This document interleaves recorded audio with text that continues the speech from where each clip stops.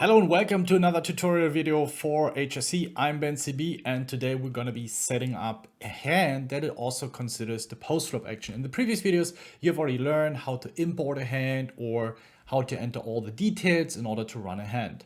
So of course, we want to be using the Monte Carlo hand option, and I'm going to be using a 5-handed situation where all have 25 big blinds. You can import a hand that you have played with a tracker, or you enter all the details that you can remember, or you took a screenshot, maybe you played a hand live. Now we have the payout structure on the right side, that is very important, and all the stacks here on the left side. If we want to just analyze push or fold, we can hit finish and we just neglect the post-flop action. Now we have here the opportunity to click on next and consider certain pre-flop actions. And you have certain opportunities that you can use for pre-flop sizings. So I'm just going to show you this real quick here.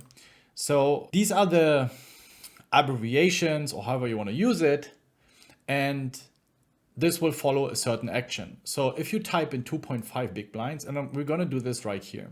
So if I type in 2.5 BB, so now the open is only 2.5 big blinds. But of course, there might be, especially blind versus blind, some all-in situations, especially if you have a 10 big blind stack. So now you want to give the player the option to either open raise or to open shove. And we see that here, that by adding a comma, you can combine multiple sizings separated by comma. We insert a comma and then all in. And as you can see, if I use something that is off, that the software cannot recognize, it stays red.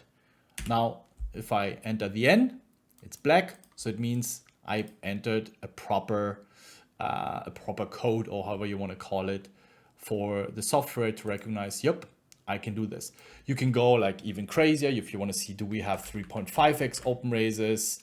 But then of course the game tree becomes very complex. Usually what I like to do is a min raise and an all in, right? So then you can also determine how many flat calls. I would usually go with one, because very often if you have a raise in the call, then the players behind are more incentivized to just shove because of all of the dead money in the middle. It also depends on the power of your computer. So here, for the sake of simplicity and to illustrate that, I let it only run to one flat call. Now 3-bet, definitely want to have the all-in option, but we're also going to have small 3-bets. So here, I'm going to use a common one, which is 6 big blinds. If we min raise, in position, out of position, it's a very common 3-bet sizing. And of course, all in. And then the same 4-bet, we have only all in. Yeah, and 5-bet shouldn't really happen. Now let's move on to post-flop. You only need the simple settings here, just the basics. Let's move on to post-flop. And you want to be using the geo sizings here because it uses the sizings for all streets. You don't want to have too many different sizings for the streets, because then the trees become really, really big and your computer might not even be able to run it. So for heads up, I would recommend a small sizing and a big sizing. So 30, you can also take 25 or 33. And multi-way only one sizing, because again, then the trees just become really ridiculously big.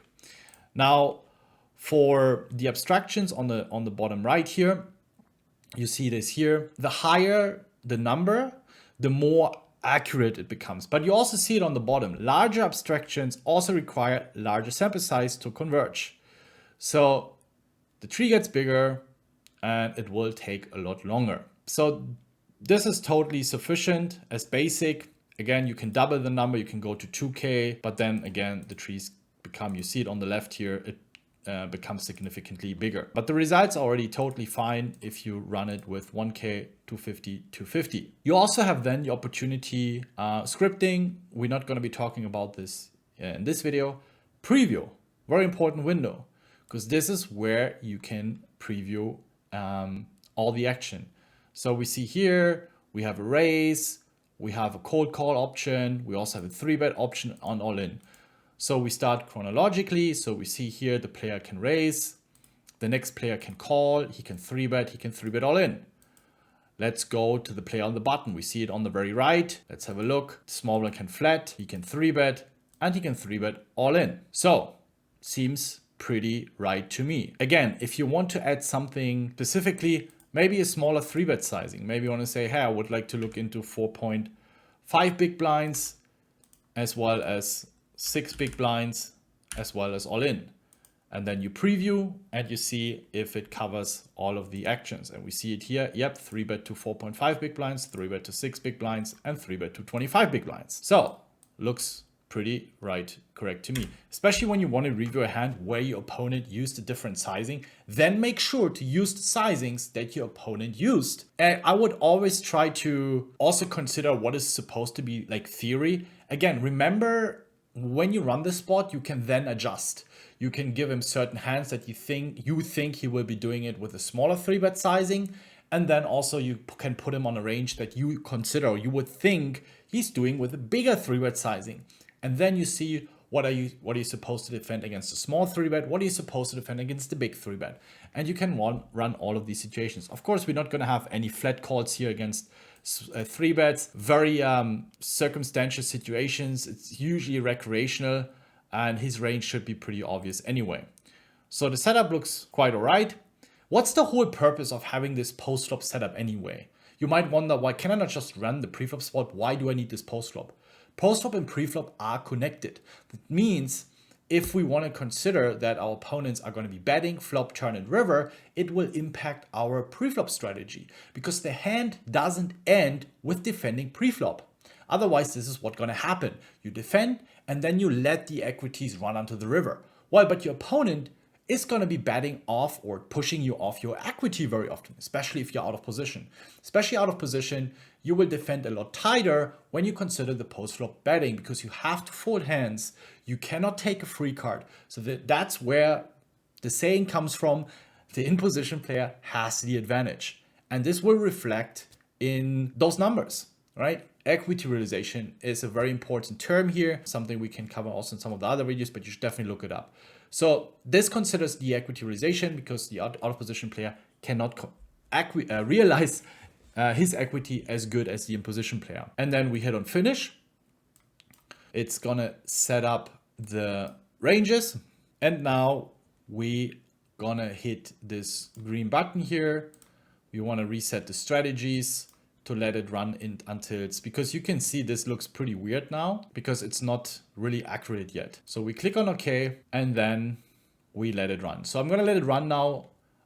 Sometimes depending on how big the tree is and how many information you're feeding it, like different sizings, maybe you want to have 3 different post-flop sizes, which I wouldn't recommend. Could be a few minutes, could be some hours. Sometimes if we run, and this is something we do as well, the mid tournament or late game tournament ranges, when you still have lots of players left to act, this can take days, all right? But you get very accurate preflop. This is how we solve, let's say 4 tables left, 5 tables left, but you need to consider every single player that is left in the tournament. But of course, these trees then become really big. So you can see now the estimated time, 76 minutes. I will let it run for a few minutes to get at least somewhat decent results. And then we can look into the different trees and how to interpret them. And then you know how to run these spots for yourself. So I let it finish and it took me, I think, close to 2 hours. And as you can see now, the ranges look very reasonable. You can use all sorts of different grids, especially for the big blind where you have multiple options available. So we can also see if we want to be playing any shoves. You can see ace queen off, a little bit king jack, queen jack suited for the button. Button is open raising around 30% here, as you can see on the bottom left. Our big blind defending range, as you can see, pretty wide here. Lots of small 3-betting going on with these offsuited king x, queen x hands, still defending reasonably wide. Again, there's no short stack, right? Don't want to go too much into the strategy part. But yeah, and then you can go through all sorts of different situations that intrigue you. And if you want to make certain adjustments, if you want to say, okay, I want to look into someone opening wider. So let's say button is opening 40% instead of 30%, and then you lock it, right? And then you run it again and see how it impacts your counter strategy. And this is something you really want to be doing, because then you get to understand how you're supposed to be playing final tables, because players do deviate quite a bit. And otherwise you're losing a lot of money at the table, because if you are not adjusting against wide opening ranges and you're 3-betting sufficient amount of hands, not reshoving wider, you're going to get exploited. So you want to be prepared for those situations. That's why that note logging here for pre-flop is very, very important and will help you to literally crush on final tables. I see you guys in the next tutorial.